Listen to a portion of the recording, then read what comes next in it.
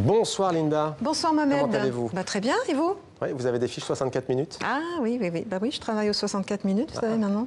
Je voudrais ce soir revenir, Mohamed, sur une annonce à côté de laquelle vous êtes passé la semaine dernière. C'est une annonce qui a pourtant fait beaucoup de bruit sur les réseaux sociaux. Google a annoncé qu'il retirait l'œuf dur de son émoticône de salade verte.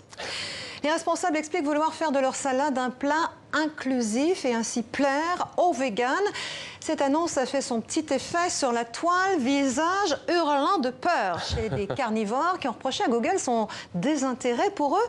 Pouce levé chez d'autres qui ont salué une victoire énorme et qui lancent maintenant un combat pour le sushi puisque l'émoticône n'a pas de wasabi. Impensable.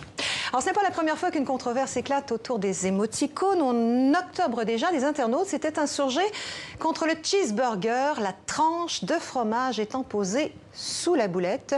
Le tollé a été tel que Google a été obligé de remettre les ingrédients dans l'ordre. Alors, c'est vrai que ça peut paraître un peu ridicule comme ça, mais si on gratte un peu, vous allez voir que ça l'est beaucoup moins. Depuis l'apparition de la première émoticône moderne dans une université américaine en 1982, les pictogrammes ont envahi nos SMS et nos réseaux sociaux. Visage souriant avec des yeux en forme de cœur. Moi, les petits cœurs, les licornes, les bisous, j'en mets partout. Ils font partie de mon langage et remplacent souvent mes mots dans les messages. Le journal 20 minutes qui a interrogé des experts explique que l'emoji, émoticône en japonais, est devenu un code universel. Je vous donne un exemple, le revolver. Ah non, ça c'est pas la bonne, ça. C'est pas... Ah oui, c'est vrai. Il y a 2 ans, tous les acteurs du numérique ont remplacé le revolver par un pistolet à eau. Pourquoi? Pour valoriser leur image, sans doute, et s'attirer le public, et peut-être aussi pour marquer leur opposition au port d'armes aux États-Unis. Les symboles ont un impact, disent les experts. Avec le temps, ils peuvent même changer notre vision des choses. Ce qu'il faut comprendre, c'est que l'espace numérique, c'est devenu maintenant notre territoire de vie. On s'y exprime aussi bien en tant que végane, noir, gay.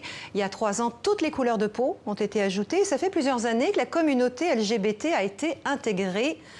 Famille homoparentale. Les roues sont arrivées la semaine dernière, en même temps que les 156 nouveaux émoticônes.